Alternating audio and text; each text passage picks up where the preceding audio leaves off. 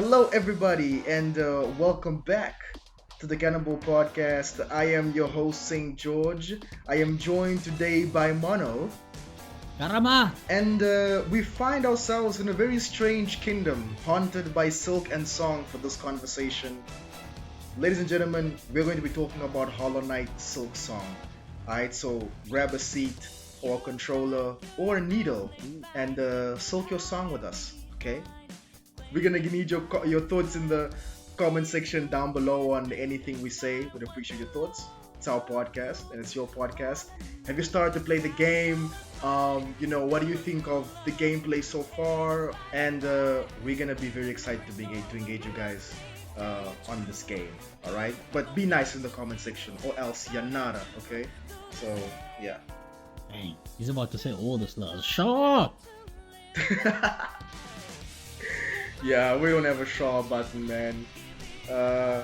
So, guys, this game has been a long time coming.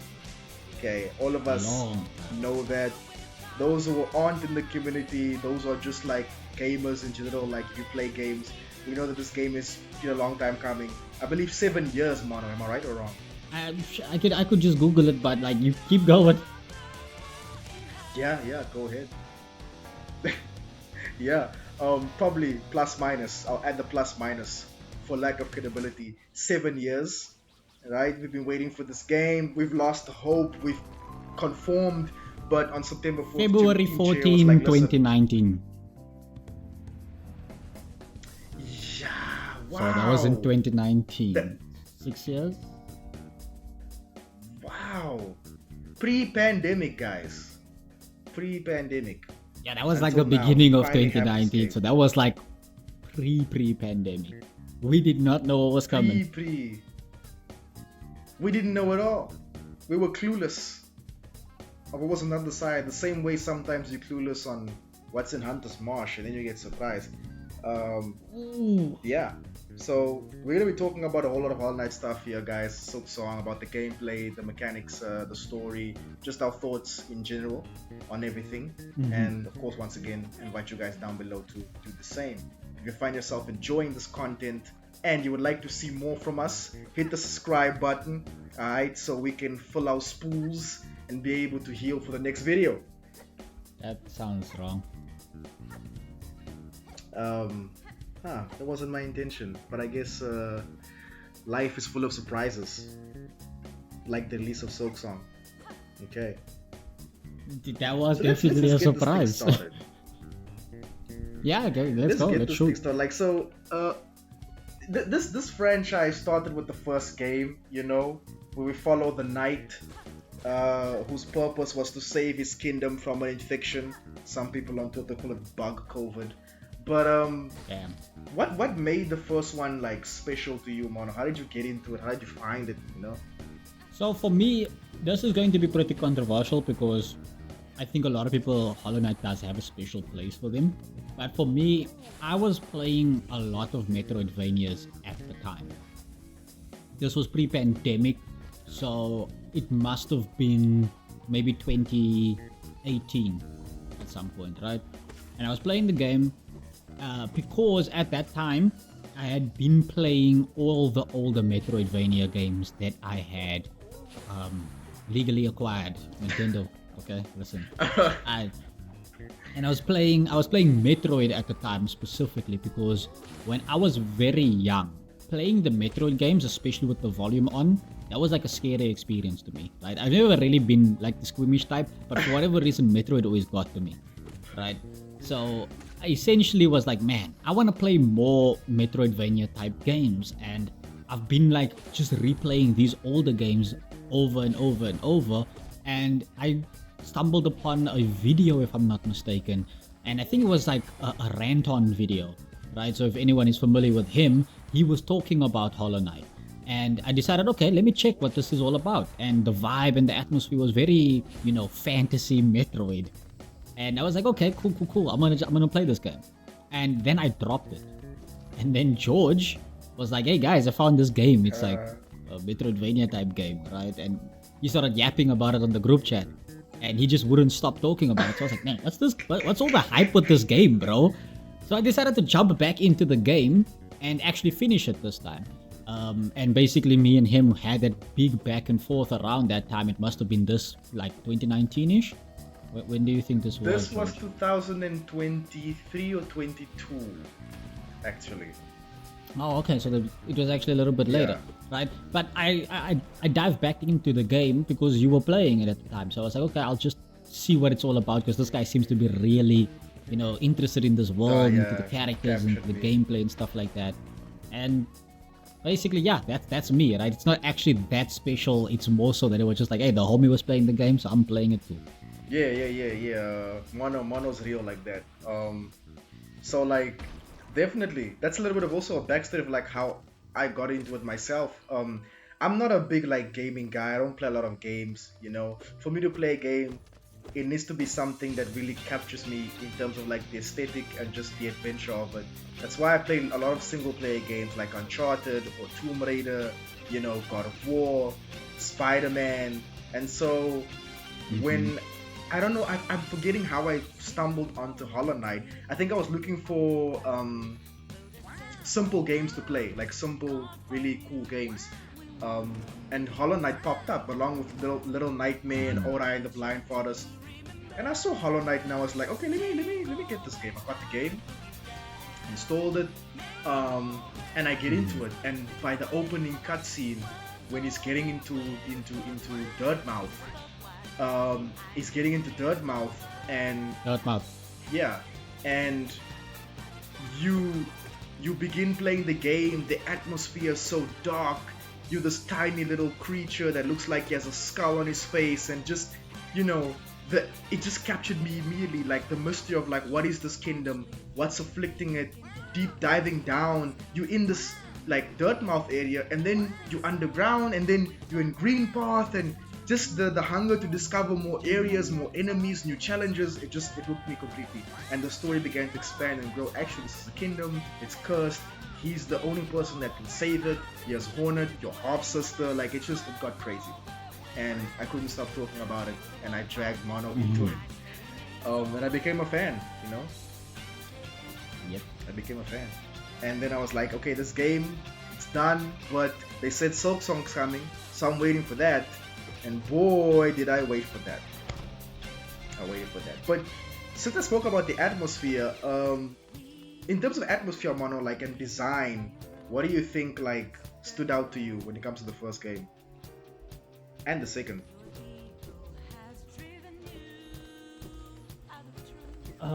This is a very tough one to try and answer, right? It's difficult to put something like this into words, I guess I would say. For me, the eerie vibe, again, I almost associate very closely to a not sci-fi Metroid, right? Where it feels like everything is out to get you in Hollow Knight 1. Yeah. Right? And I guess the lack of light and the way that the background interacts with you and the character and stuff like that, like when you go into is it Deep Nest? What's the area with the buggy bugs, the creepy crawlers? Yeah, it's Deep Nest. I think so, yes. But like the way that you can sometimes hear creatures creeping and crawling, right? And sometimes you even see them crawling in the background. I'm not sure if that's something that's only in Silksong, but sometimes I feel like there's even something crawling on the screen, right? So most of the instances like that, it just felt to me like really eerie.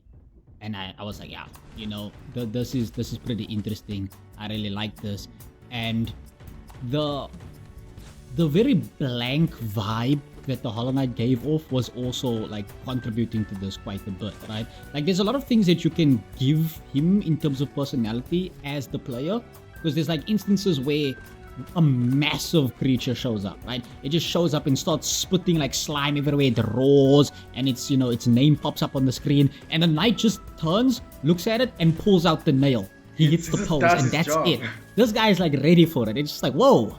Like, so you can like add a lot of personality to him yourself to be like, come and get this. You can do something like that. But he just seemed like a character you could really easily imprint on. which is difficult, I feel, for a lot of games Ooh. of the action fantasy variety to get you pretty Yeah. invested in the protagonist, especially the ones who don't speak.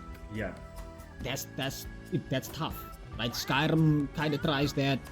A lot of like the ones where you can create your character, it tries doing that, and I don't know if they do it very well, but I feel like Hollow Knight somehow managed to accomplish that. So in terms of that overall vibe that Hollow Knight presented, it's difficult to put into words, but those are some of the things that kind of stand out to me. You know, it also does give off the impression of you playing like a He's little guy very in a big small, world. yeah. Right? He's Like, very the small. night is tiny. But like He's small. that small guy is really strong. Yeah, he's really strong. So that's interesting. I think those are some of the things that, in terms of atmosphere, hooked me in as well.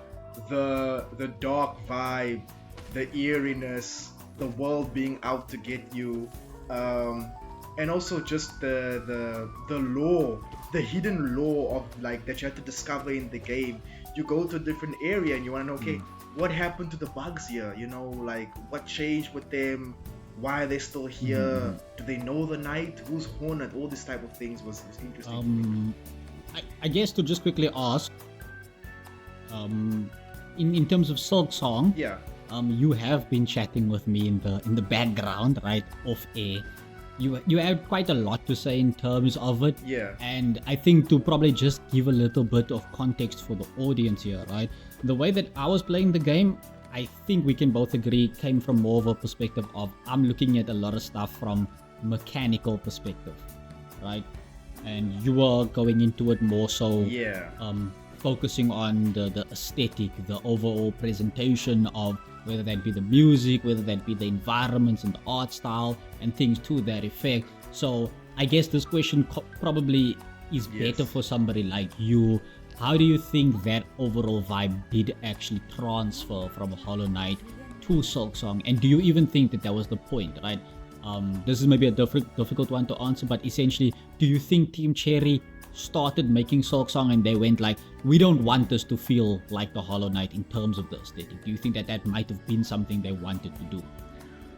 Well, this game was supposed to be a DLC, you know, but it became too ambitious of a project. So I think they did start with a lot of mechanics from the first game and try to build Hornet in that aesthetic or that, you know, mechanic area.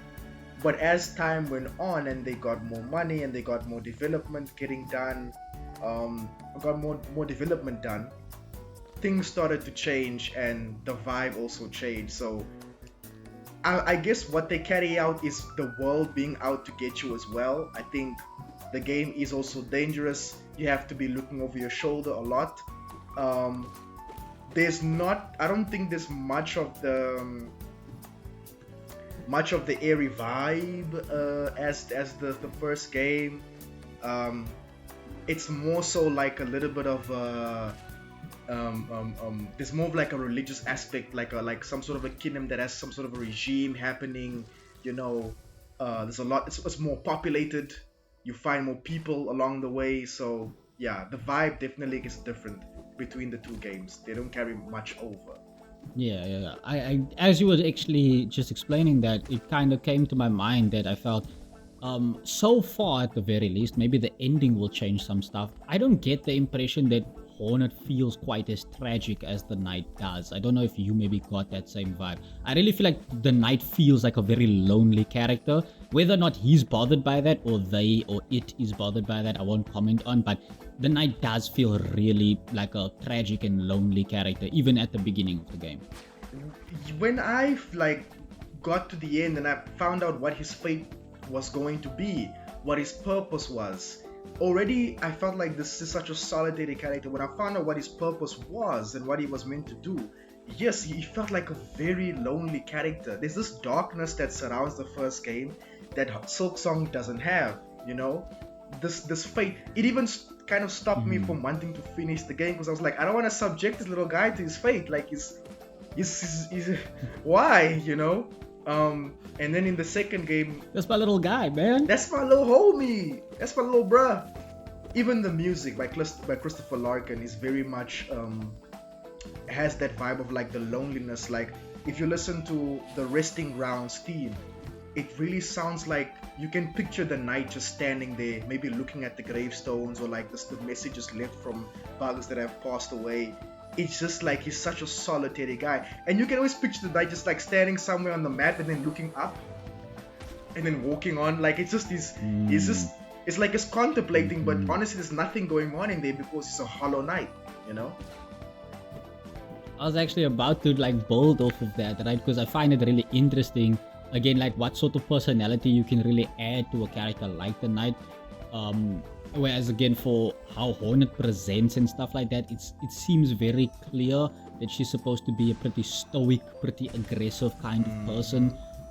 With the knight, sometimes you feel like you want to actually apply some more meaning to it. Like the example I can give is when they sit on the bench, right? Especially if you load into the game, right? Or just leave them on the bench for a little bit. I always get that impression that it feels to me like the knight kind of just turns off in a way.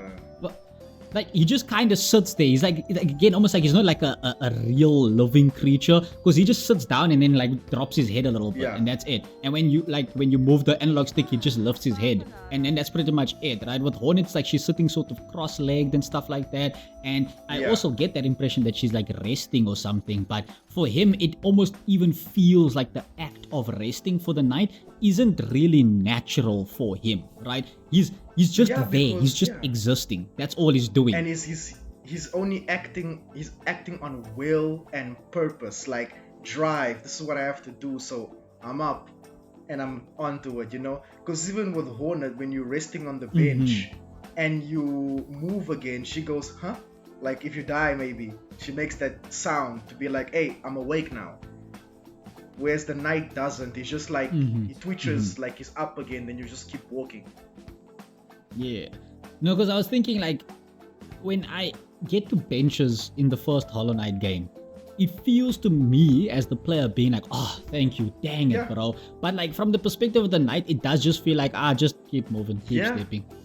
I'm here now, and now I'm gonna go and sit down, and then I'm gonna go somewhere else. Like it just feels like it's like purpose driven. That's it.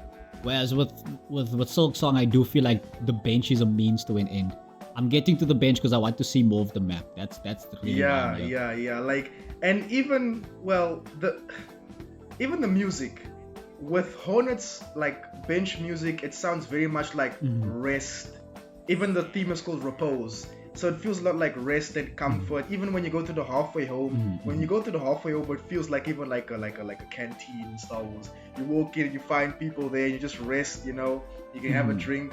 But with the night, and you go to a bench, there's no halfway home. A bench is like it's a quiet place. The music is solitary. He just turns off for a minute, you know, and then reactivates to follow his purpose. Yeah.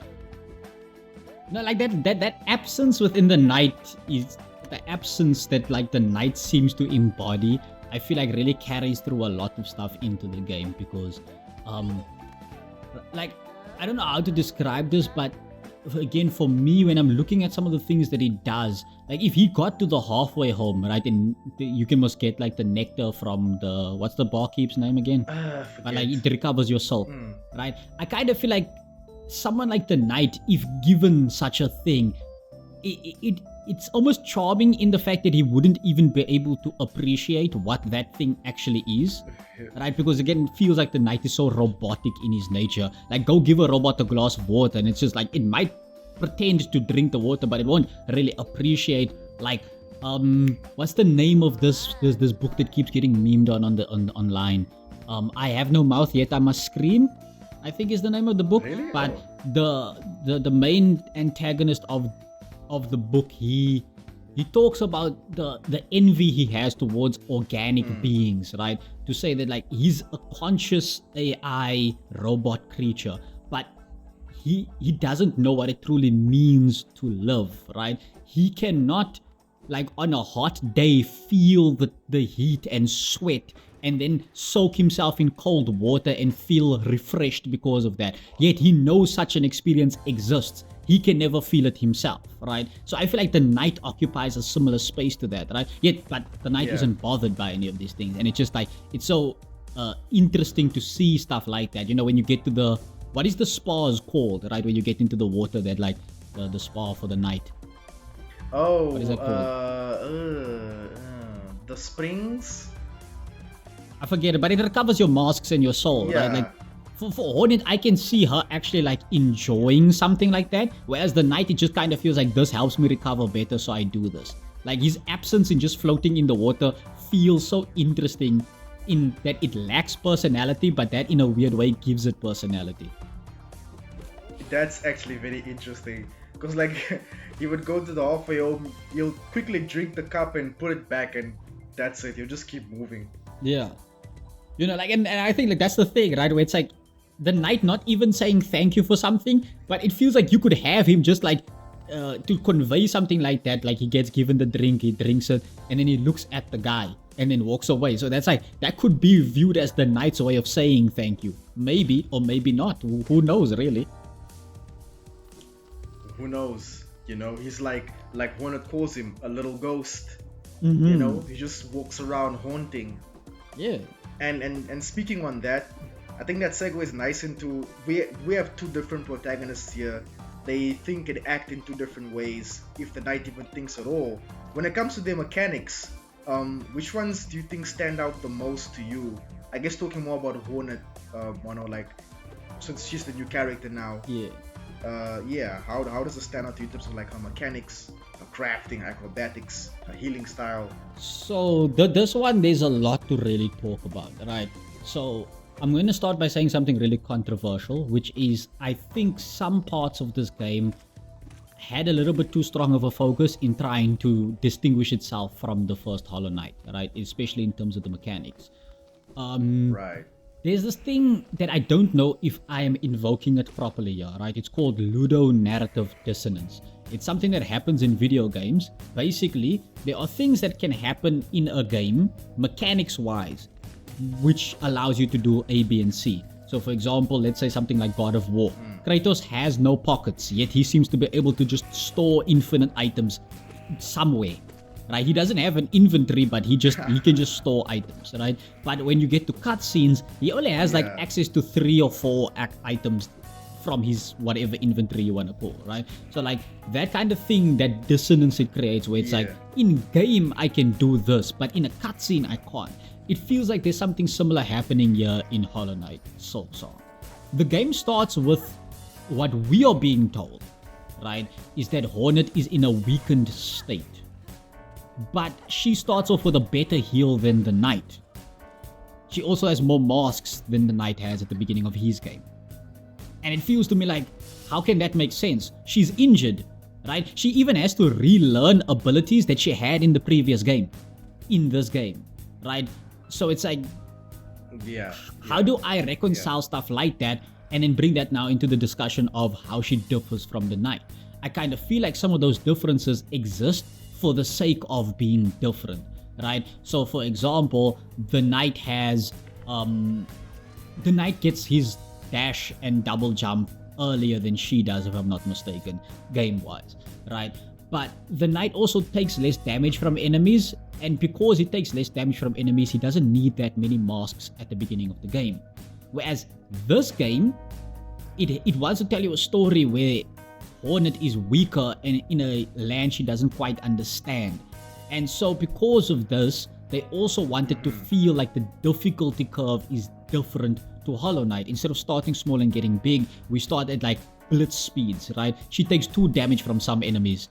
And it's just like, whoa, that's crazy. But imagine if the game started with her having 3 masks, because I think the knight starts with 3 masks in the beginning of his game. If she started with 3 masks, the game might just be impossible. The game might be impossible if enemies do 2 masks a hit, right? So that's actually why she has more masks than the knight.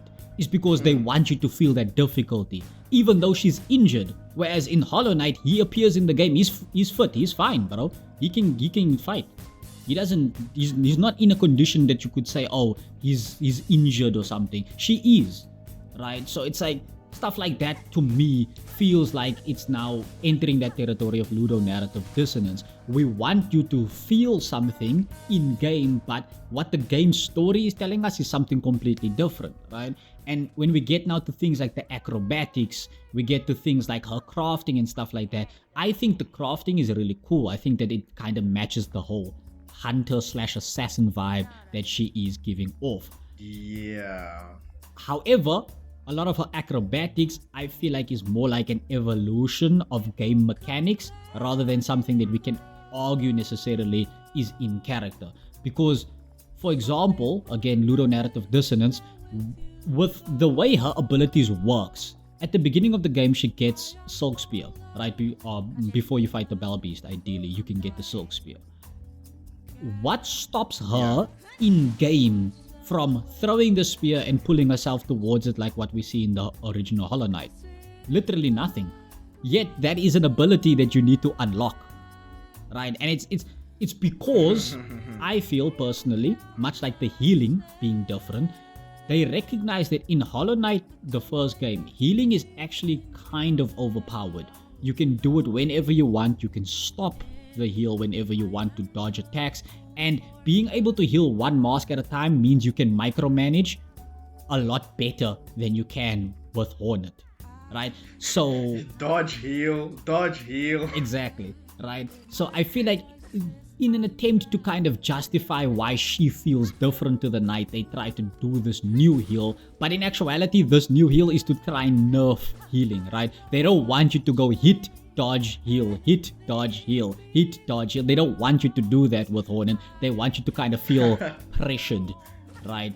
And that's what they did, which is good. You want to do things differently in another game with multiple layers and reasons beyond it, right? But it's the same reason why having a double jump and a dash is so difficult to obtain in Silksong. It's because having a dash and a double jump early on is also overpowered, because it means that you have so much more freedom and movement to engage with your enemy and disengage with your enemy.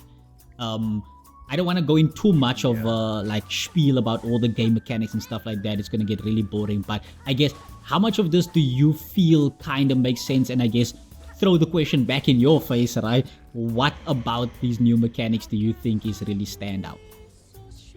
Man, well, the more masks also like caught me off guard a bit. Like when the game first started and you see like how masks loading up, and I was like, whoa, that's more than 3. Hold on, you got too much deep on your chip. They gave me like hella mats, and I was like, well, okay, I guess Hornet is stronger. But the enemies were taking like 2 mask damage, and I was like, wait, this game is like more challenging, you know? I evil. I got the sense that the game is a lot more challenging, than in terms of like how much health the bosses take away. I will say also, first of all, guys, I'm not someone that focuses too much on mechanics when I play a game. I'm mostly on the aesthetic and like the story and the vibe that the game gives off. But yeah, I will say the agility, I guess it's a different character, right? Hornet is tall as well, so she can like grab and jump on things a lot better than the Knight can. So that's that. But I wouldn't say like in terms of mechanics, certain things stand out too much for me. I do like taking advantage of how this is Hornet, and I'm gonna get traps.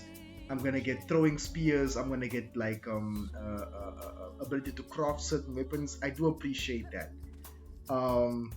The heal thing was something that did bother me too, because with the heal, like I need to find a place to. I need to find a place that's safe for me to bind. And with the Knight, I could like heal and stop and then dodge. I have to friend in a very safe place, and sometimes I'm friending and they kill me, you know.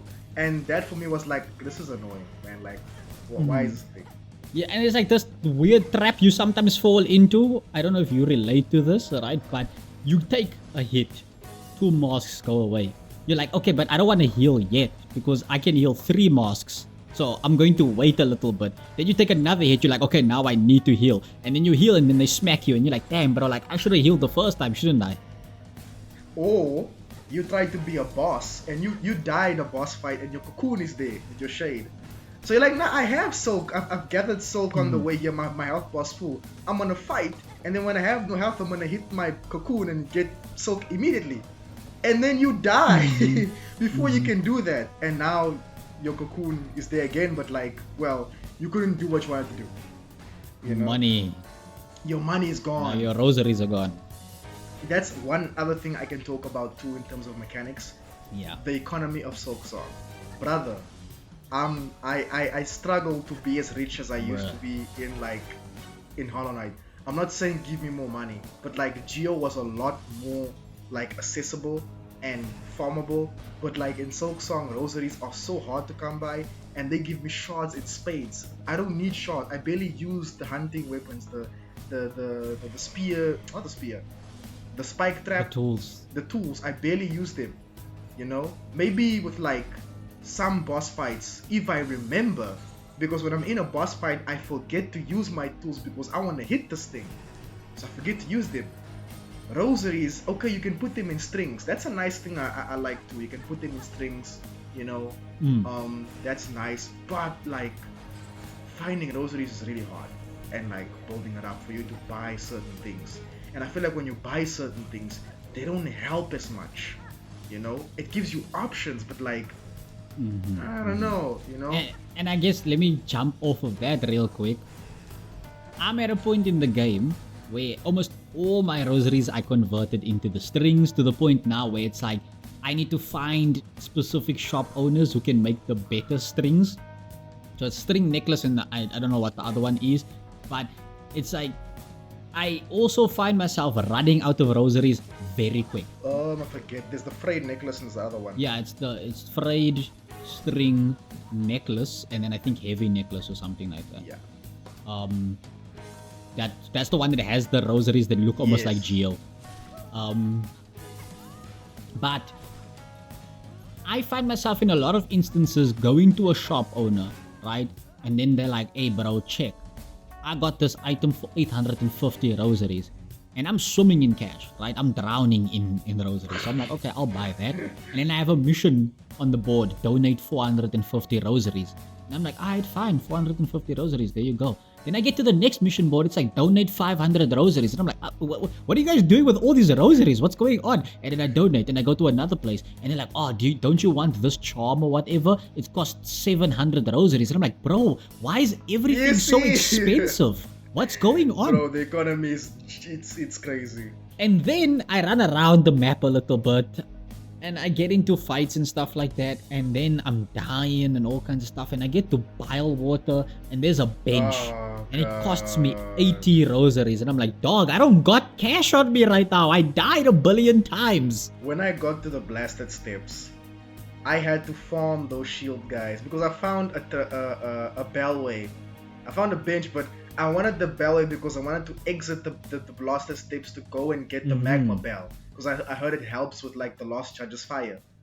And I had to farm those guys a long time because they're not easy to kill, just for me to get money and buy, because you have to, like, money goes a lot into benches and bellways, and it's expensive, man. Like, it's not even, I think in the first game you rarely find a bench you gotta pay for. You know, there's the tramway. Yeah, no, I think that's like something late game. Yeah, there's the tramway. You gotta pay for that, I think, every ride, but it's not expensive. It's like 20 or 30 geo to take the tramway. Whereas probably if there was a tramway in Silksong, you'd have to pay 80 for that. You know, so it's like it's gonna be a funny lore thing where you're like, oh. You also have to buy the maps. Yes, like. Sometimes you've been dying so much in the area and you find Shakara and she's like, hey man, I got some maps. And you're like, I don't have money for your maps, so I'm gonna keep moving by faith in this area. You know? And then you come back and she's gone. And it's like, where does she go? Where does she go, bro? You must go back to Bone Bottom and ring her ring, you know, to bring her back. So it's so weird. And like, I could get into the mechanic of like even just like the bosses and the enemies and just how some enemies are annoyingly hard to kill. I'm not saying like I suck at the game or anything, but like it's like you don't have to be moving like that, bro. There's no need for you to be moving like that. I can kill you. Just don't move like that, bro. And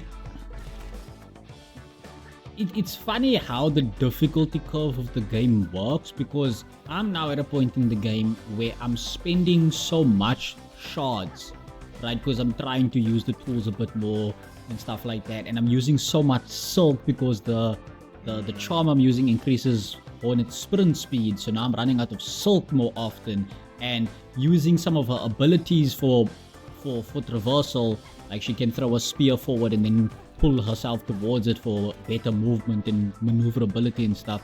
That also costs silk, so I'm always low on silk. I'm never able to heal. I'm always low on the shell shards, so I don't have any tools on me.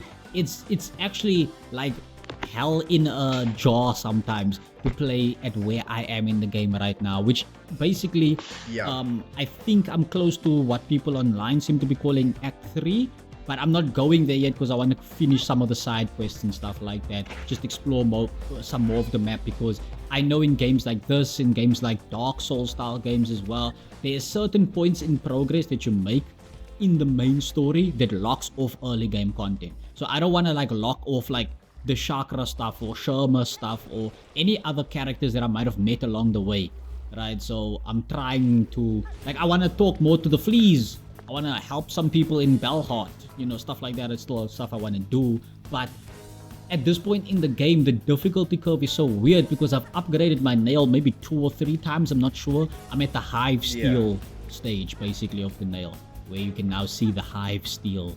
And it feels like I'm killing enemies super fast now, right? Like there's so many enemies where it's just like pa dead, pa dead, pa dead, pa dead. Or if I have one of the charms that doubles your damage, I just hit them with a charge attack and they're gone, right? And some of the charge attacks are better than others. Reaper's Crest charge attack sucks, for example. I like the dash and like the upper Wanderers slash, and no. The charge attack. So if you hold the attack button, she charges up and then she can unleash like a attack that is specific to the crest. You find it from the Pinstress at the blast steps, close to that location. It's the sister of the lady who gives you the cloak, the floating cloak ability. Okay. But basically the Reaper's Crest has like a big slash. Right, it's good to deal with aerial enemies, but the thing is you're locked in that animation, so you can't dodge or anything, and doesn't have a lot of range. So if you miss that enemy that's flying, they're going to smack you up. I noticed I very recently got the Architect Crest. That one's charge attack seems to be like by far the best from what I can tell. It's just like you hit them with a drill. Like she thrusts forward with a drill. Yeah. And it's huge, like the range is massive. So it's like that just seems to be objectively the best. Nice. I don't think that there's anyone better than that one. But the thing is, if I do that attack, I tend to be able to kill a lot of people in one hit. Which now it feels like a lot of enemies are just at a point where it's like, bro, just get out of my way, get out of my way, get out of my way, get out of my way. And it's interesting compared to the beginning of the game where an ant walking up to me has like the most menacing energy ever, because I'm like, bro, I'm only at 3 masks, what do I do? Oh no, I can't avoid this guy. Menacing. And it's kind of interesting when stuff like that happen in like the Hollow Knight games, where like you upgrade your nail or you upgrade something, and when you circle back to a certain area, it's like, you guys are chips now. But I think again, having to micromanage might be part of the problem, right? Because in Hollow Knight 1, I didn't feel the need to upgrade my nail as much as I do in Silksong. In Hollow Knight, I can use his abilities, right? Like I can do that Soul Strike and the Soul Shriek. I just call them that. I don't know if that's the actual names, but I felt like I used those way more often than I did in Silksong. In Silksong, I sometimes don't want to use any of my Silk arts. I'm like, nah, I'm gonna heal, bro. I'm not gonna use that. Yeah.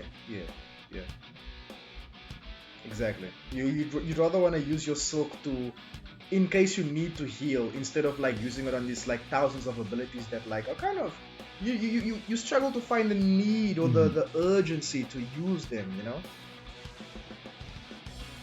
And so Yeah.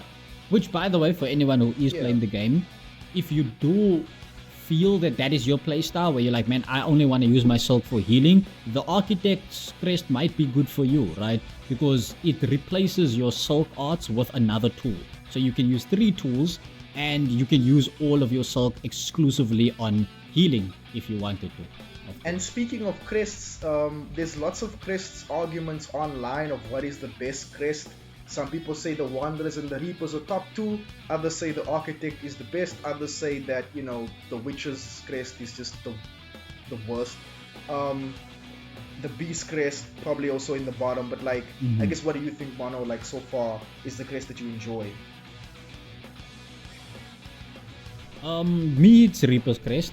I feel like the range is very welcome. I know it doesn't attack very fast, but there's different ways to do. There's so many different ways to do damage in the game, and I know a lot of people like have been arguing it drops off after Act 1 or something to that effect. Yeah. I haven't had any concerns about that, especially if you take the game to be like, I'm gonna deal with this boss as patiently as possible, but also the pogo on the Reaper's Crest does give you a lot of wiggle room to be able to sometimes avoid a boss's attack. Like you jump, you do the pogo to avoid an attack, and it's like, oh, that hitbox is so girthy that like you just somehow managed to parry an attack even though you literally didn't touch it. You missed, but now lucky you managed to parry the attack. So I feel as though it is my go-to crest. But I do recognize that there are a lot of instances where just having raw DPS might be way better. So I often alternate between that and the default one, right, the Hunter's Crest. Those two are the ones that I will normally jump between. I absolutely hate, and I'm telling you, I hate the Beast Crest.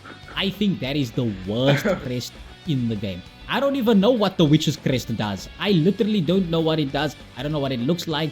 It's not worse than the Beast Crest. I'm sorry, I disagree with you. Based off of nothing but vibes. Like, I need to get this Beast Crest to find out what's going on here, man. I need to find out what's going on there. Bro, the work you have to put in to get that crest, bro. You need to fight a terrorist to get that crest. And then This it's is why, also like, when I saw trash. the area to get it, I was I like- can't stand that crest. You need to go to the worst area in the game, Hunter's March. When I saw Like- that area to get the crest, I was like, you know what? Something in me was like, I don't feel like doing this. I'm going home. And I just left it. I was like, I don't feel like doing this, man. It don't seem worth it.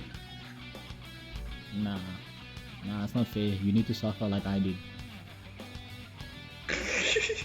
What's your favorite so far, I guess? My favorite so far, it's a toss-up between the Reaper's Crest and the Wanderer's Crest. I like the Reaper's Crest because the range is delicious. Okay, the range is fantastic. And when I was fighting the Lost Judge, when it does the dash attack, when she does the dash attack, and you have to pogo on her head, there's times where I think I miss, and because of my disgusting range, I get her anyway. And it's like, And the wow, look at that, you know? Reaper's Crest saves the day. The Reaper's Crest saves the day. My pogoing is a lot more efficient, you know? And yeah, my range is better as well. And I like also just like the space it gives me in terms of like equipping materials. The Wanderer's Crest I like because it's fast. It's really quick. I like that it's quick. I'm able to like, especially in the Hunter's Marsh, I'm able to kill the ants and like those flies very quickly and easily. The only thing I have a problem with it is that the range is very small. So like I have to really like be careful how I pogo and like, you know, do certain things. But it's a crest that I actually do like as well. I like the Wanderer's Crest, but the Reapers gets a win because of like the range. Now the only 3 crests I have so far is Hunters, Reapers, and Wanderers. So you know, those are my options.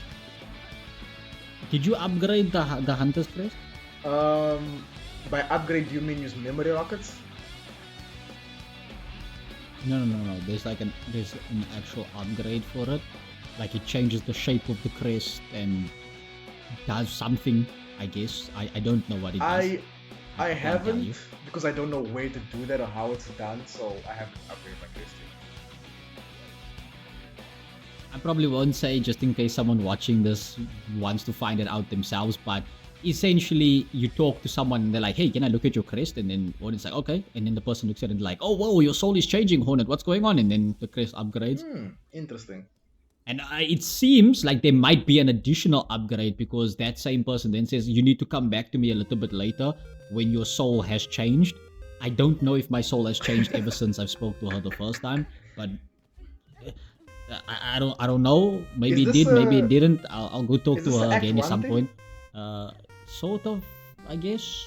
I don't know how to describe it. Like I said, you need to, if I'm not mistaken, you need to be able to play the music on the harp. So you need to unlock that, and then it's one of those doors. Again, I'm not gonna say where specifically it is. Go around and look for those doors. Go find them. Open all of them. And yeah. Oh, this is gonna be fun. You don't need like Find those doors. movement abilities to go to that one though. You just need to find it. Yeah. A lot of these secret places, by the way, I find because I'm literally climbing walls, hitting them, climbing the wall to get to the ceiling, hitting the ceiling. I'm hitting everything that is hittable in the game, just with the hopes that maybe this is a secret wall. And then I get to the end of that secret wall and it's like frayed necklace, and I'm like, okay, thanks. That's lovely.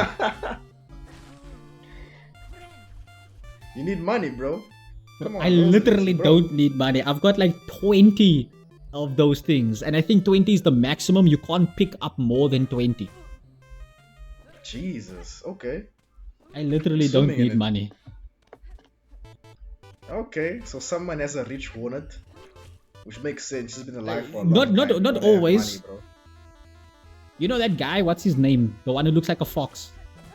The thief. Oh, I forget his name.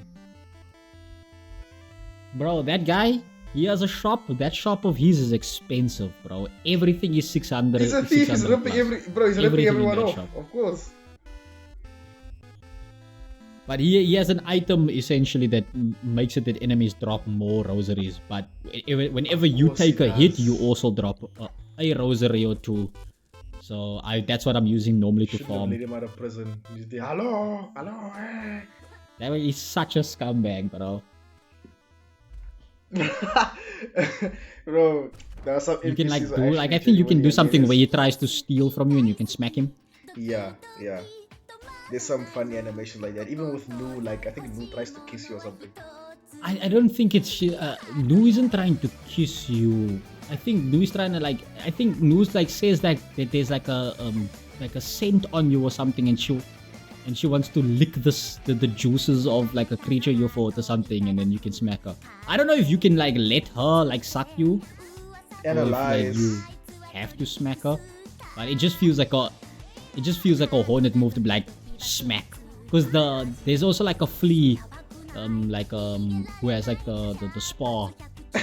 like you, I think you explore like an Aryan Greymoor and you find him. There's like a caravan and stuff. But he's like he peeps on you when you are in the spar. Right? And you can also just jump up and like hit him. Oh yeah, I saw that. And then from that point onwards the spar is free. Because normally it costs like 10 rosaries. Because he's there like, ooh, it's like, dude, are you peeping on the goddess? Come on, man. So yeah, lot of interesting character interactions in this game, I suppose. I don't remember all of them. Yeah. Because some of them just feel like it feels like a one and done. Chakra. Her songs. Oh, ay, Neshkare.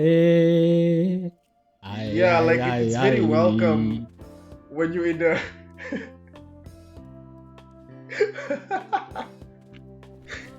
Yeah, like if you're in an area that like seems very dangerous, like the wormways, when you hear her singing, it's like, finally, Chakra is here.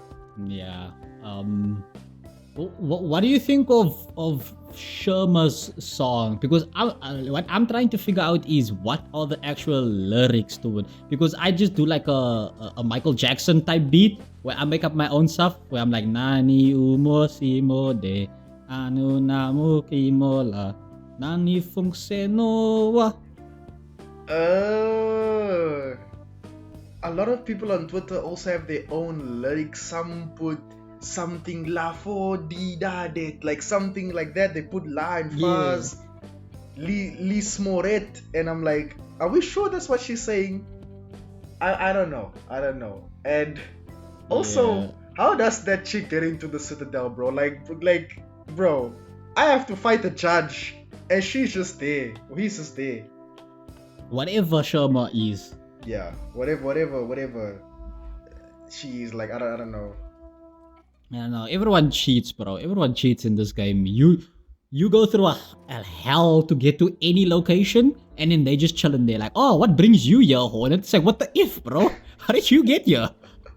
I always look at that and I'm like, do you know what I had to do to get here? Look at the scars on me, man. My needle is chipped. This is not fair. Exactly. I'd be like standing in certain locations, and I'm like, whoa, you got a double jump too? Oh, that's crazy. Bro, like how did you glide to this place, bro? You got a glide too? You got a drift cloak?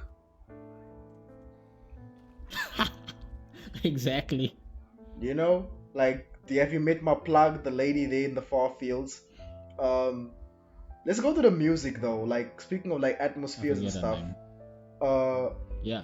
I guess the music evolving with the setting. Do you have any thoughts on that, perhaps? Sort of like how you don't play the game with that mechanical perspective in mind. I don't really play it that much with the music in mind. Again, I'm aware of the music of like the locations and stuff like that, but I'm not consciously listening to them. Like even for example, like the boss music, I almost deliberately tune it out because at that point in time, I'm thinking to myself, is there a song I could play when I edit the video in this particular section? What kind of vibe does this fight give me? So I'm not even listening to the boss music in particular. Speaking of like music, there are certain songs that I can play like maybe on my phone like loud while I'm fighting a boss. That kind of helps me lock in. It's very strange, you know. And then like I really get zoned in and like I beat the fight, I beat the boss. But if I could comment in terms of the music, I think well, of course we can notice how Christopher uses a lot more string arrangement, songs with strings, you know, because of like the strings in the Silk. When it comes to the music, some songs carry motifs from the songs from the first game. And of course they just all tell a story. I feel like he did up his game a little bit, and I do like the songs. I think they really but I will say the first game still has like a lot of gems, man. Yeah, the first game soundtrack. A lot of gems. No, I was about to say that one thing I do like have as like a constant thing in my head is the eerie vibe. Even like sitting in the main menu, two games side by side, I do feel as though I do feel like Silksong kind of gives me this vibe of something's brewing almost. Whereas with like Hollow Knight, it just feels so melancholic, bro. It feels so lonely just sitting in that main menu listening to that music. Yeah. That piano motif is crazy, and I guess with Hornet it's like the guitar. Something's brewing, something is, you know. I think even like if you go to the soundtrack, the song is titled Silksong for the menu. And then the Hollow Knight's one is just titled Hollow Knight. I think I genuinely do think that like, you know, like for her song I get this vibe of like something is just below the surface, you know, something is there below the surface. But with his or its, I don't know what people want to call the knight, but when I'm just sitting in that main menu, sometimes I'm like, bro, can I just get into the game because this is kind of making me feel there were times where I purposely I just started the game immediately too because I was like, I don't want to listen to this, man. It's too melancholic. Yeah, I just go into it. But yeah, that's a little bit of the music. Shout out to Christopher Larkin for another great soundtrack. Well, speaking of soundtrack, and I said like it kind of tells a story. In terms of like storytelling, you know, how do you think the story like how they went about the story this time? You know, do you think they kept it minimalist? You know, did it grow? Did it change? So I think this one is gonna tie into something where we talked earlier about the knight's character and how you can basically impose your own idea of his character. In this game, I think a lot of that minimalist storytelling is almost like impossible to maintain because we kind of have a protagonist now who does speak, who has like their own opinions about what's going on around them and like things to that effect. So you don't wonder a lot about why this is happening or who's doing what necessarily. You kind of already know because you're being told. But I do want to give the compliment in the fact that this one does build a very clean mystery compared to the Hollow Knight game. Because in the Hollow Knight game, you sometimes do wonder, like, why is he fighting this guy? Like Knight, what's the beef? Like, you meet a false knight and you're like, okay, time to scrap. Like, why are you guys fighting, bro? At least, like, with Hornet, it's like you walk into a room and then some random creature is attacking her and like at the beginning of the game she's injured, so she's just fighting in self-defense. But later on, when you talk to the lady, the old lady of the chapel, right, when you talk to her, you find out that the Moss Mother, I think it's Moss Mother, you find out the Moss Mother is like a creature that she's like aware of. It might have been a pet to some extent, I'm not entirely sure, because she seems to imply that it's almost like good riddance that it's gone, but also like, hey, why did you kill it, seemingly what she says. But you get like Hornet's perspective where Hornet's like, I was just passing through and the thing attacked me, so yeah, I had to get rid of it, so you get more of this perspective where a lot of what Hornet is doing is like, it's very reactive, it's very responsive. A character shows up and they're like, oh, what are you doing here, Spider? You look stupid. And then she's like, alright, you're nada. Let's come on, let's just fight. I don't like you. Bro, Lace had too much shit talking on her, bro. Yeah, so like I think that a lot of that minimalist storytelling is lacking, but the mystery is very like clear, right?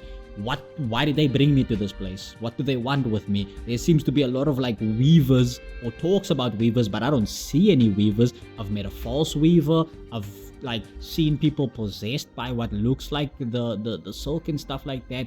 And all of this just seems to be like the illusion of a paradise that a lot of people are chasing. So I'm going to try and find out what's going on here.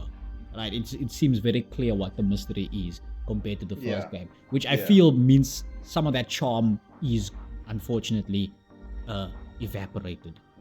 I don't know. Am I making sense here? Yeah.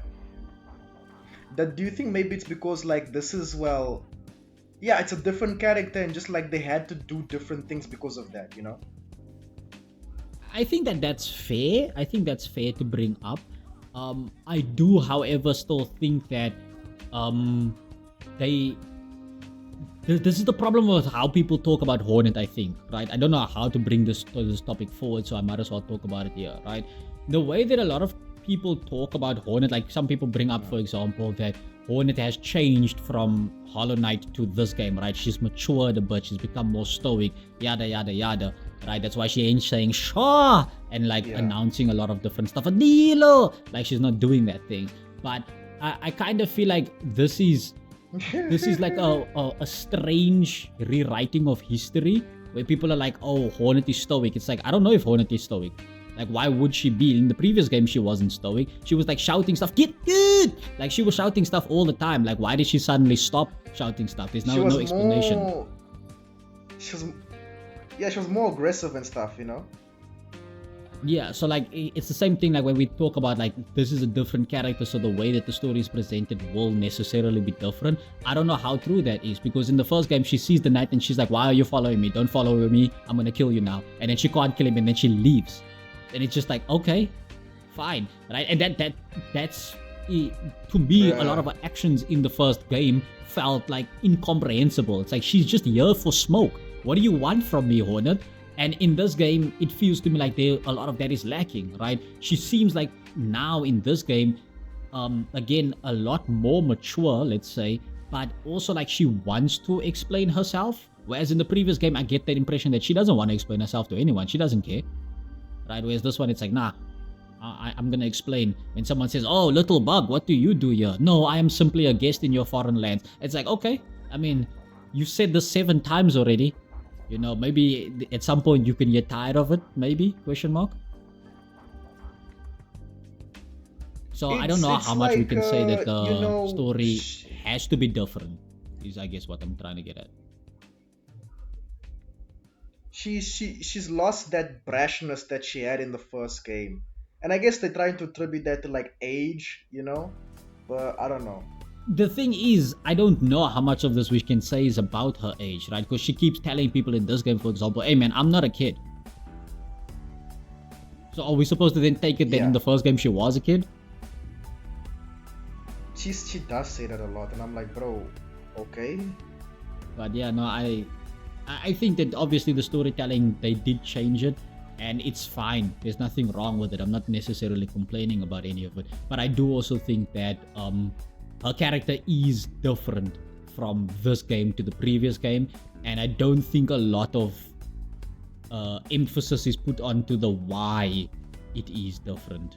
Because if I'm not wrong, I think in early trailers and stuff like that, she was saying like Sha, Adilo, Garama, like she was saying quite a lot more things as she was attacking, and I can understand them removing it if it is annoying, right? To keep hearing her say the voice lines and stuff like that, right?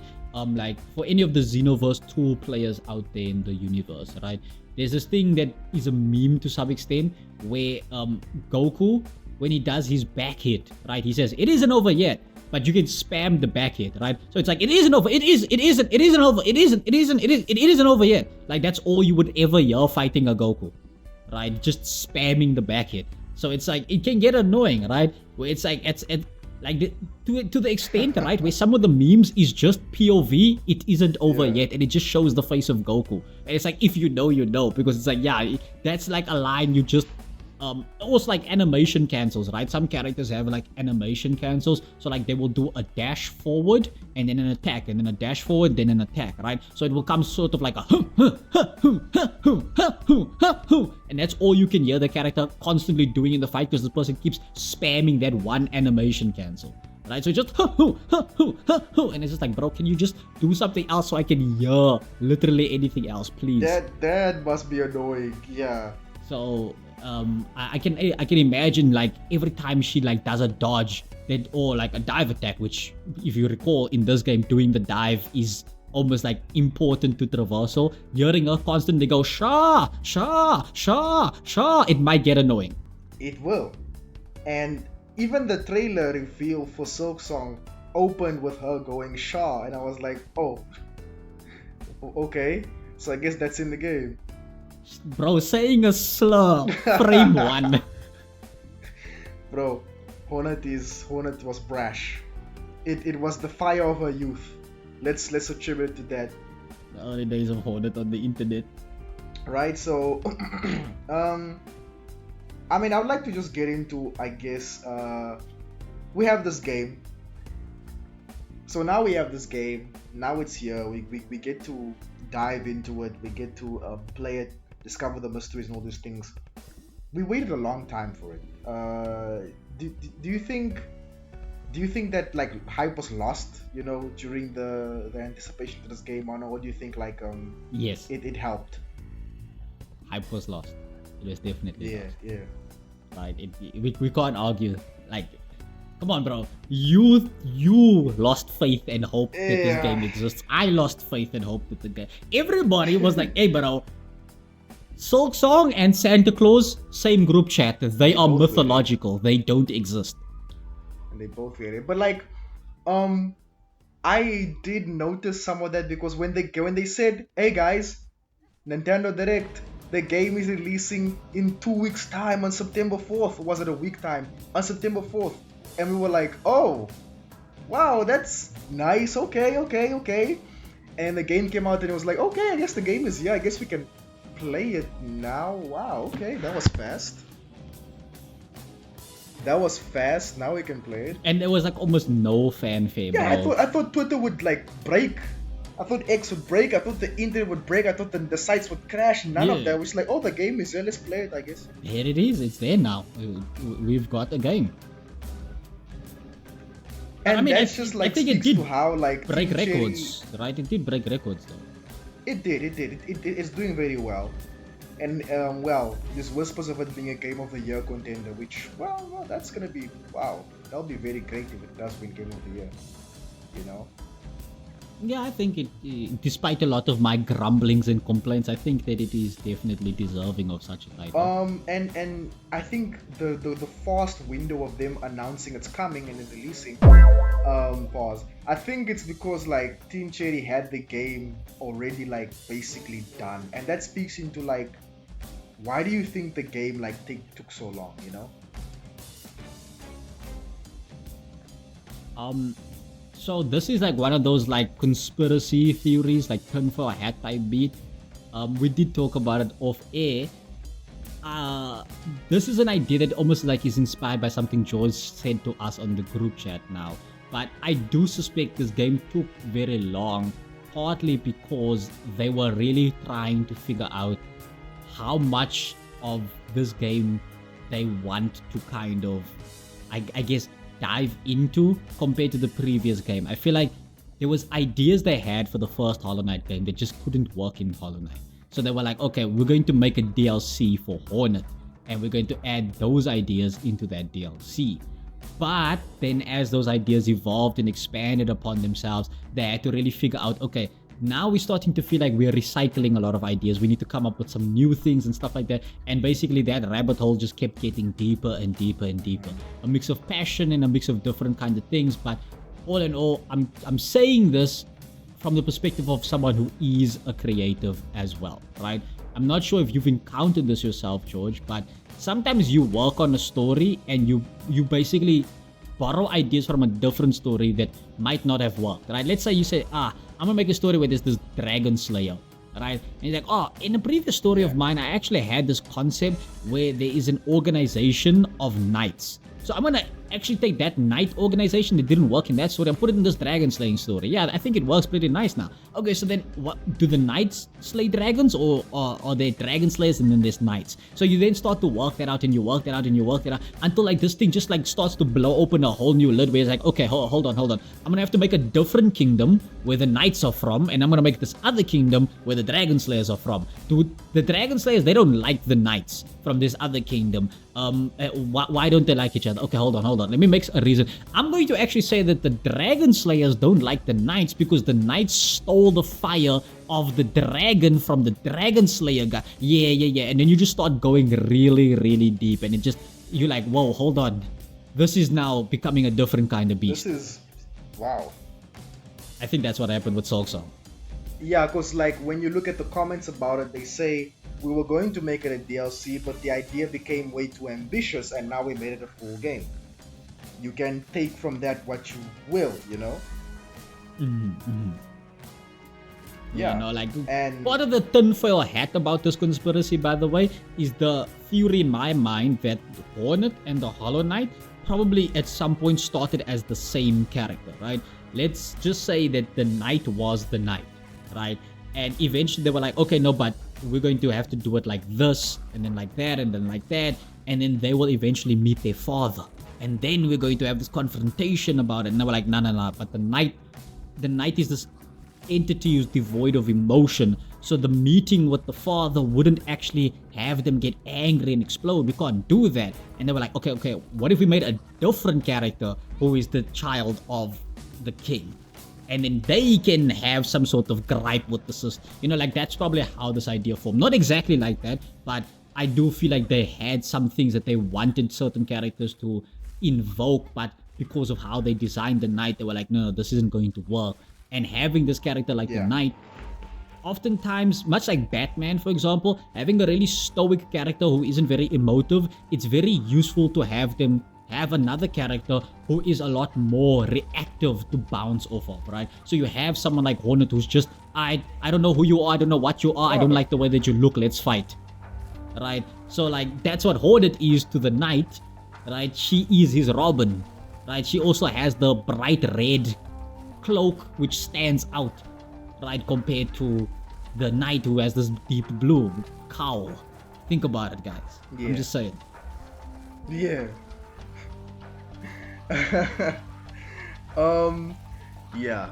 Yeah. So definitely that, you know. it's like a Batman and Robin thing, you know. They made Robin for Batman to bounce off of because he was such a stoic character that like didn't say much. So you know, you onto something there, you know. But I guess these they took their time to develop it. They obviously put lots of I don't know if it's love into the boss fights and the areas and the biomes. Who's your favorite boss fight so far? Nah, they don't love nobody, bro. They don't love nobody. They want to see us suffer and they enjoy us suffering. They saw everyone's reaction to Nightmare King Grim and they were taking notes. They were like, this is good. This is good. Let's do that again. But to answer your question, so far, I like any of the enemies who are not invulnerable. What do I mean by that? I mean an enemy who is flying all the time, so I can't hit them. An enemy that is in the ceiling all the time, so I can barely hit them. So like, this is like enemies like the fourth choir, what is the name? Fourth chorus. The robot guy. And Sister Splinter and Greymoor, like these characters were just always above me, so I have to jump and hit. And then when I'm in the air, they hit me with like a mean sneak attack. The mooing was what was I supposed to do? Hell on earth, man. Did you beat him? I did. Okay. I remember now, actually. Now that you just said it, I was like, oh yeah, you did beat him. But in terms of the ones that I do like, it would be those that are not underground, not in the air, not in the walls. Those ones that are just like, hey bro, I'm here, I'm standing in front of you, time to scrap, right? So it would be enemies like Lace, the Last Judge, even like the Skull Tyrant, right? Where it's just like, man, I'm just here and you are there and we are fighting, bro. We are just fighting. This is cool. But I think one of them that I thought was interesting, but it wasn't challenging at all, right, is the... What are these guys called? The dancers. Something dancers. But they're in the Citadel. I don't know if you want to call that a boss fight. Oh, the cogcore dancers, the cogwork dancers. Yeah, those guys. I thought that they were really interesting to fight. And I felt bad while fighting them. If you know, you know, I guess. But I felt really bad fighting them. I was like, bro, we didn't need to do this. Like, we could have all just lived our lives. You guys could have danced till eternity came to its end. And I would have killed whoever's at the top of the Citadel and we would have all just enjoyed our lives. But now this is... I heard that they like this, like a tragic little thing going on there with him, and it's like they feel sorry for them, and it's like, oh, what's gonna happen here? When you get there, you will probably understand, man. It was just like, am I the bad guy? Well, I'm knocking on the door, and that judge will not let me through. So let's see. Is there another boss? Well, you answer who's your favorite boss. I'll just go look through the list of bosses. Man, my favorite boss is Lace, man. I love Lace. That was like cinematic. I really like that. I like the character's introduction. Even like in the teaser, not the teaser, but like the first gameplay demo we saw of Silksong at a Nintendo Direct. I think they're showing the fight with Lace. And I was like, bro, this fight looks really cool. This character design looks really interesting. Who is this character? Is she like a major figure in Farloom? Like, is she pulling strings as well? And so when I fought her in like by myself, that was a cool fight.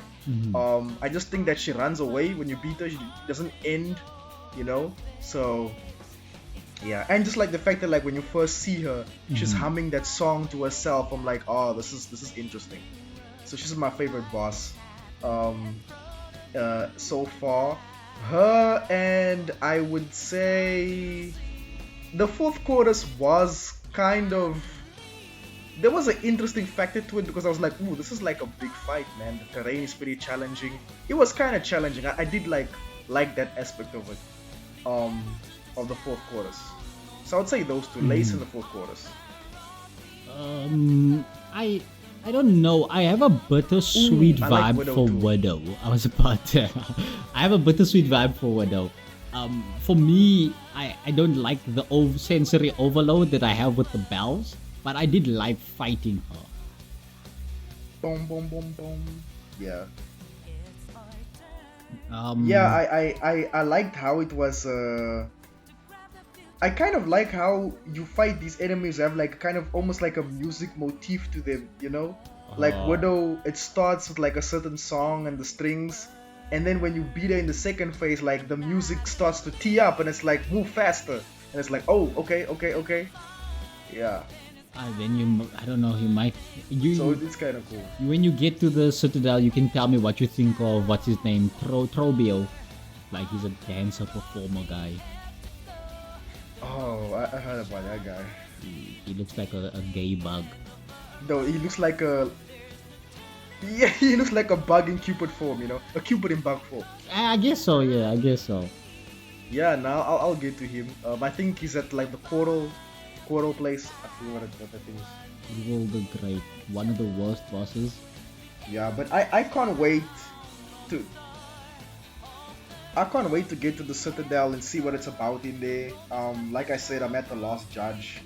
I am just like trying to learn its moveset and find it triumph over it. But yeah, I'm excited to see what's beyond, to get to Act 2 and see what comes next. Yeah, like I said, I suspect I'm close to Act 3 because I got all the songs. The song of the architect, the conductor, and there's another guy in that. There's the architect, the conductor, and the something. I can't remember. But I already got that songs, and I feel as though progressing from there might take me somewhere where it's like the point of no return. So I'm just exploring everything I possibly can. Yeah, and seeing if I can't get more weapons. I think I know what that is. Yeah, I think I know what the point of no return might be. So you'll know when you see it. You'll be like, okay, this is a big part of the game. This is the point of no return. But yeah, no, so I'm just doing some of the side quests for now and hoping that I get something good out of it instead of just, oh man, you beat this super crazy strong enemy. Here's some rosaries. Please stop giving me rosaries. Oh man, just to meme a bit on like rosaries and like pilgrims.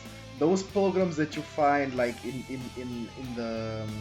the Marrow and in Bone Bottom, and like just the sounds they make, bro. That guy that always tries to hug you. Oh, like, that guy. Nah, man. That guy, like just nah. He understood the assignment, I guess, the voice actor, but I don't like the fact that he understood the assignment. I literally don't want that guy anywhere close to Hornet. Yeah. He's like, bro, where's my hug though, man? Exactly. And then the one that jumps. The only one I prefer is the one that rolls. Yeah, we're just Yeah.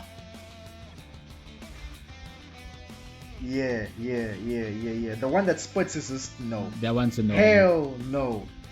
There's another one that the flying one that goes EI, and then she flies towards you. Oh, bro, I hate like what?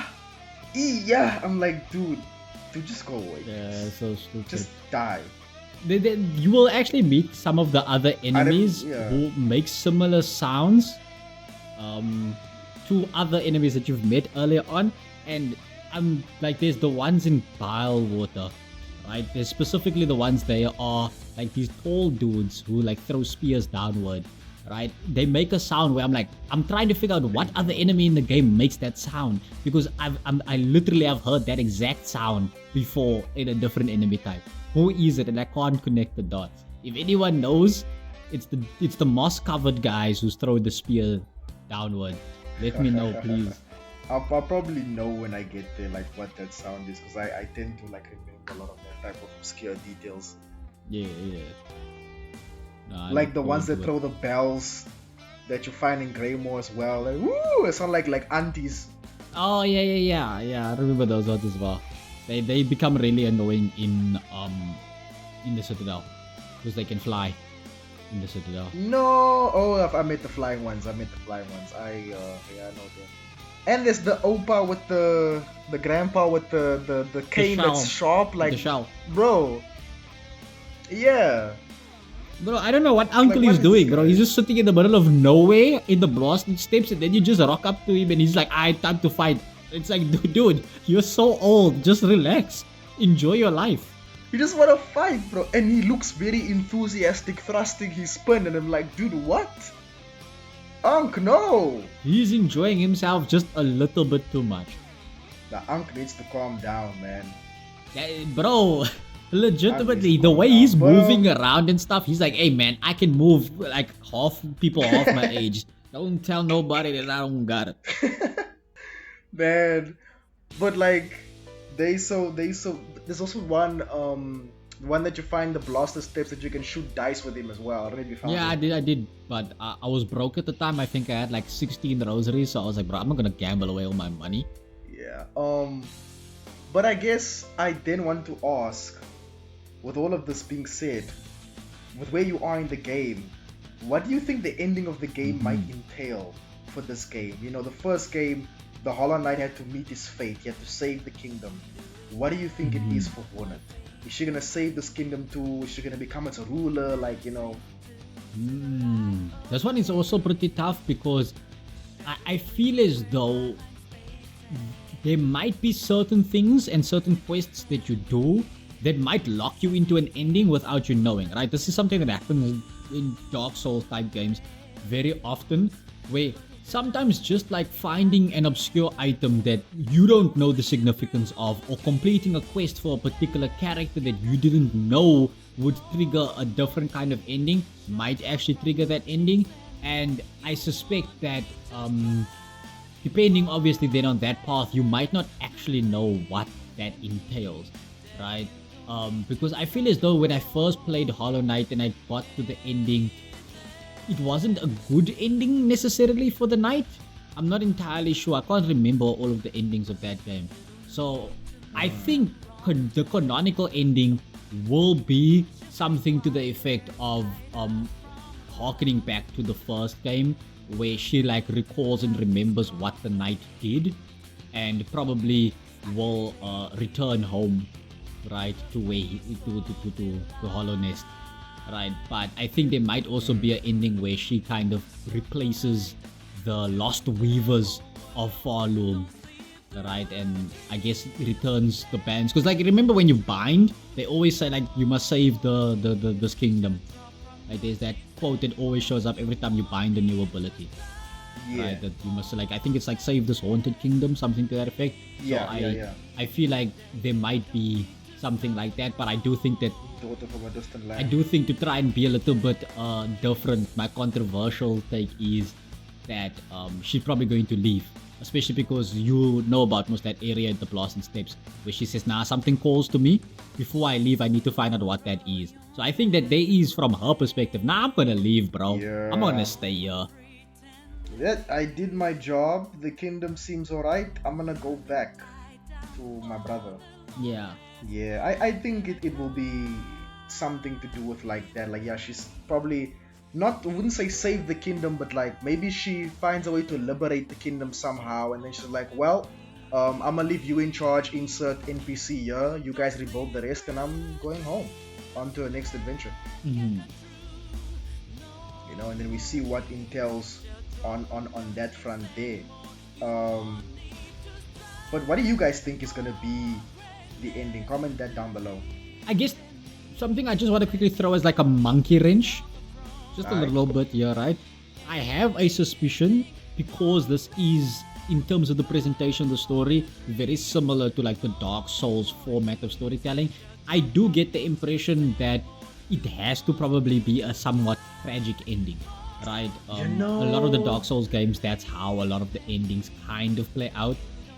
You know, it's not like a, hey, everything is good now, you've won, you've become the Ring, you've done it, you are Elden Ring now. Like a lot of the times it's like, yeah, you're Elden Ring, but also like 80% of the population is dead. So cool. That could be it, because I feel like, I don't know, I have this eerie feeling that if we follow the Dark Souls vibe that like this game usually go to, Hornet's fate is gonna be something of like, she's not dead, but also she kind of might be like, she's not gonna leave this kingdom very, like she might not even leave, you know, she might be stuck somewhere or something like that, you know. Yeah, so that's one eerie feeling. I was like, oh, I'm not gonna like what's gonna happen to Hornet. Or like, for example, like you do the thing, you get to the ending, and like there's like a curse that she indirectly spreads, not because she wanted to, but like something like that could happen. Because again, like there's instances where Hornet is like asked, like I think when you bring your needle to the guy the pin master who like enhances it and stuff. When you get to a certain level, I don't know if it's level 2 or level 3, but once you upgrade it, he asks her like, where did you get this, by the way? This seems like a really rare kind of tool, and I mean, like, it seems very high quality. And she basically explains, yeah, some people from my ancestry made it using techniques that are now gone because literally every one of them are dead. This might be the last of its kind in terms of this kind of weapon. Kind of sad. And then the guy's like, yeah, that's pretty sad, but yeah, it's pretty cool that I got to work on it. It's a really good weapon. And she says, yep. And then they leave. So, like, I wonder if something similar might happen here for her, right? Where it's like her family back in Hollow Nest is basically all gone. And maybe whatever remains of her family here in Farloom will also basically be all gone by the end of the game. Whether that be because of her actions or indirectly from her actions. Oh yeah, like maybe she makes all the weavers go extinct for the greater good, and she's like, well, that includes me too. Boof, into the game. Yeah, that's crazy. And just a weird thing also when the pin master like shines or like sharpens your needle, and then like he goes, wow, like that's kind of funny. These stupid sound effects. Like it's like, oh, look at that, boy, wow, I'm good, really good. Yeah. Once again, what do you guys think the ending could be? Don't now spoil it. If you've reached the end of the game, don't spoil it, guys. For those that maybe don't want to be spoiled, in the comment section down below. Don't spoil it for anyone that doesn't want it to be spoiled down below. So be nice in the section, guys. On that front. Any controversial opinions, please do share so that we know what like crazy stuff you guys have to say. Yeah, and I know people like have. Harkening back to like the ending, we're talking about the ending. A lot of people are doing this thing now because you talked about how certain quests lock you to certain endings. Mm-hmm. A lot of people are like completing the game and then they'll post their completion online on Twitter and they'll be like, oh look, I got 80% only. Oh look, I got 90. That means like something was missing that you didn't do for your ending to contribute to like the completion of the game. So just interesting stuff like that as well. I wonder what ending I'm gonna get because I'm trying to finish all the quests that I see, but I don't know if I will be able to complete every single one of them. Well, I wonder because I did do a thing where like, I mean, I think it's because like I'm only in Act 1, but like I did some quests. There's still some left. I could go and do them, but it's like I don't know. I wanna like push the story forward now. But I guess I'll then get to almost the conclusion and ask you, so far, how do you feel about Hollow Knight Silksong? Are you loving it? Are you bothered with it? Or are you in the middle? You want to wait and see until the end? Push and pull. I'm at a push and pull, right? Like there's so many things that I could complain about, criticize and moan about, but the game is good. The game is solid.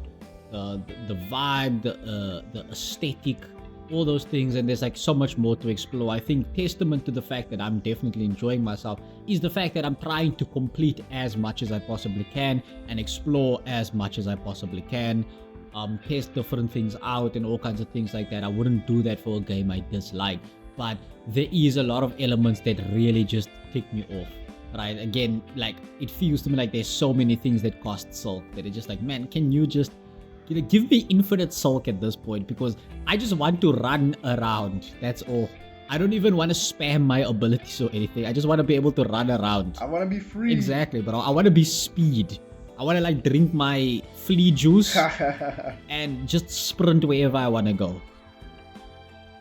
Flea juice is crazy. Yeah, like there's like, I don't know if you have it yet, but there's like the juice that you can get from the fleas to make you run fast. Nah, I haven't gotten that yet. Oh, I think you can only get it after you beat the last judge, because that's where I got it, in that area where the last judge is. God damn it, this bloody judge! You know what? After this video, I'm gonna go beat that judge, cause like he's gatekeeping a lot of stuff. She is gatekeeping a lot of stuff. Literally, gatekeeping. Literally, bro. Like but yeah, I think I'm on a similar boat where it's like I'm enjoying myself. And I really want to finish this game because the first Hollow Knight, I was very close to the end. I would say like 90%. Then like something happened with my save data and I lost it. I didn't want to play the game all over again because I was very new to Metroidvanias and like the bosses were very much a hassle for me. And so with this game, it's like, okay, I don't know how long I'm gonna fight bosses. If it's 50 times, if it's 100 times, I'm gonna win this game. I'm gonna beat this game. And so, I've been just enjoying the world and everything that it has to offer, and just bash my head against the wall until I get to the end, because I need to know why Bonnet's here, and I want to know how a story ends and where can we go next. Yeah. So thank you so much for listening, ladies and gentlemen, for us yapping once again. Comment down below what you guys think on everything we talked about. Okay, it's our podcast, it's your podcast, you're very much invited. Leave a like and subscribe to the channel. We're gonna catch you guys in the next video.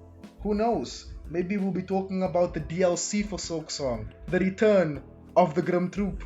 No, don't do that. Why are you like this? To traumatize Mono in the comment section, just type Grim Troop or Nightmare King Grim. Type Nightmare King Grim. That's gonna be better. Bruh. Okay. Who wins in a 1v1? What's the character? You said that there's a character that's like Phantom? Is it Phantom? Phantom, yeah. Yeah, Phantom or Grim. You guys tell us. Yeah, Phantom or Grim. Who wins in a 1v1? Comment down below. And comment down below what other matchups you'd like to see in the world of Hollow Knight, like between characters. Like Shakara versus, like, I don't know, who's that guy from the first game that also has like a nail, Stuff like that. It'll be interesting to see. Mm-hmm. So guys, always do you and always look good doing it. We're gonna catch you guys in the next one. This has been SaintJorge, and I was with Mono. We'll check you guys around. And Mono is gone. See you later. Later, guys.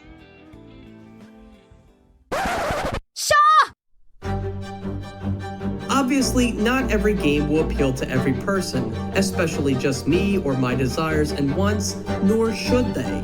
I am but a single customer in a sea of wallets. But as a fan of the original game, I feel Silksong gives me and many other more casual gamers the finger. You either meet it on sky-high terms or lose out on experiencing a sequel to one of your favorite games. And for me, it's sadly become the latter. Team Cherry's design choices drove me away. They got other people hooked, but they understood that it would push people away. And for me, I fall into that camp. This game is not your dad. It's not going to hold your hand through the whole experience, bro. You need to kind of step up and look at this and go, okay, what do I want to sacrifice? I don't want to sacrifice my time. Then look up a guide. It's that simple. If you don't want to sacrifice your time, you think you can spend your time on other games, then spend your time on other games. You can make those choices. There isn't any shame in that. I always say, I'm not a gamer, okay? I'm not I'm not very great at certain video games. You're not like me. You're not like Mono. I'm not like Mono. Mono plays. You understand? I don't like Sing doesn't play. So I'm like, I accept that and I know that, and if I need a guide, I'll look for a guide. Mono knows, like, most of the bosses I fought, I've watched like videos of people giving tips of like, hey man, pay attention to this, pay attention to that, jump when this happens, and I don't follow the guide to the letter, but it inspires me to be like, yeah, this is beatable, I can do this.